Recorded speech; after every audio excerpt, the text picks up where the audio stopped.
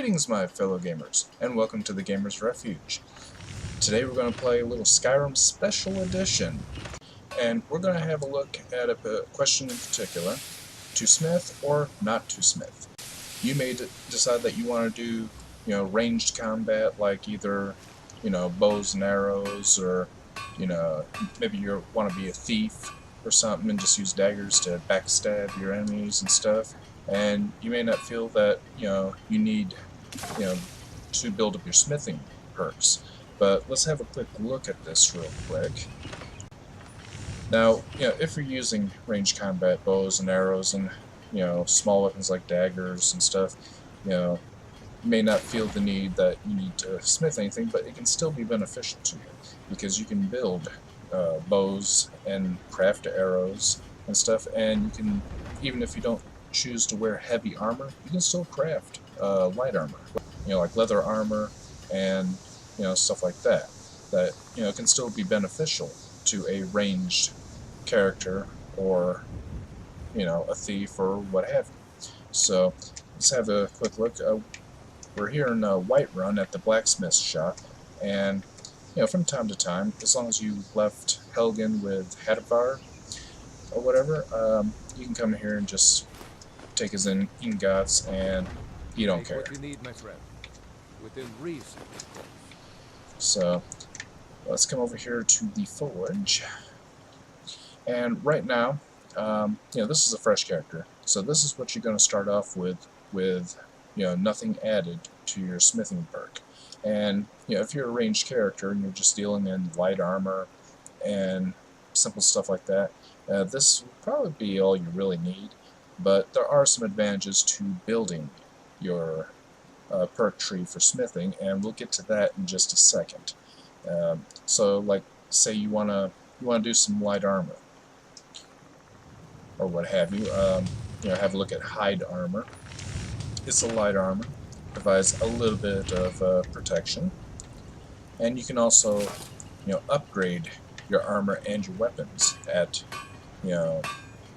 the stone wheel for your weapons, and there's a table to upgrade your armor, and we'll get to that in a second as well. But yeah, you get a choice between hide, we got studded, which offers more protection, and then we got leather armor, which is still light armor, and this is probably going to be like the most beneficial, if you're into light armor and such. Now, if you want to do heavy armor, you start off with the ability to craft iron, and then, of course, if you want to do other heavy armors, then you really need to build up your perk tree for smithing.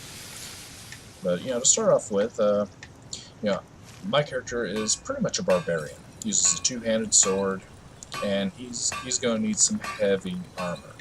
I'm just going to make some basic iron armor. Sometimes you can get some of this armor over here, like the iron boots or whatever. You can take it, and iron gauntlets.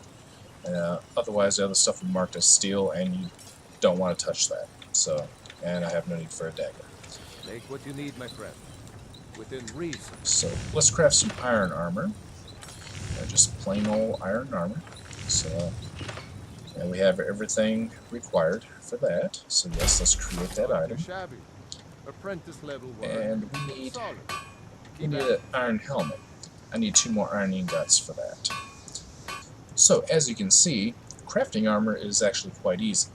Now let's go ahead and let's upgrade our iron greatsword. And yes, I get that. Alright, so our iron greatsword, and we just want to upgrade one, and it takes 1 iron ingot to upgrade. So we'll take it up to fine. So normally you get 17 damage out of an iron greatsword. Upgrading it to fine will give us 18 damage, so every little bit helps. So go ahead and improve that.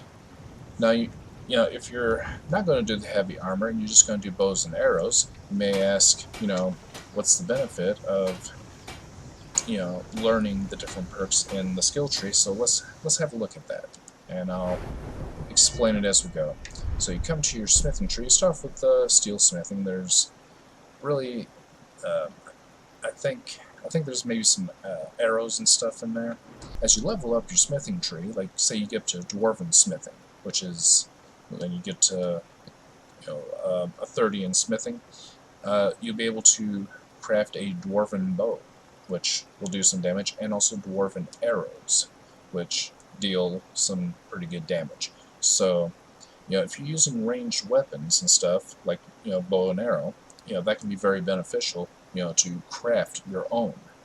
Your own arrows, your own bows, and, such. Now, if you're going with the light armor approach, though, you eventually want to either get into Elven, and I do believe glassmithing will provide a very powerful bow and some strong arrows.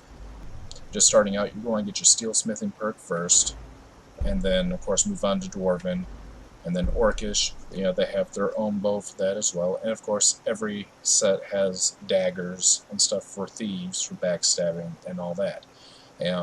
All the way through, Ebony. I don't think Ebony has a bow, but Daedric does.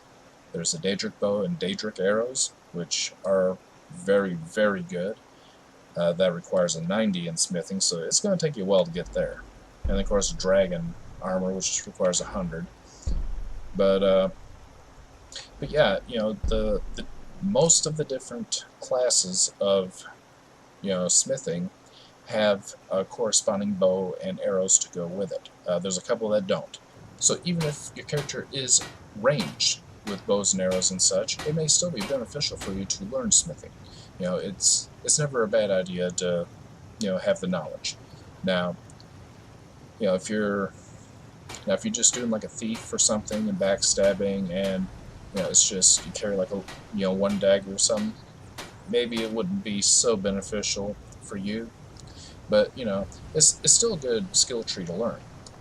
So personally, no matter what character I play, I always learn, I always level up my my smithing skill tree, so I can make my own weapons, my own armor, for whatever character that I'm using. So basically, in short, there are benefits to smithing your own weapons and armor and such, and even if you're not gonna craft a whole lot of weapons for yourself, you can still learn the smithing skill tree and get the materials for like the heavy armors and stuff like that, and you can turn around and sell them, to merchants and all that, and make you a decent bit of coin doing that as well. So it can also make you some money. So, but those are my thoughts on it. I personally like to learn the smithing skill tree with whatever character I'm using. So leave some comments down below. Let me know what you think. And as always, I appreciate everyone taking the time to watch my videos. And until next time, I will see you in the games.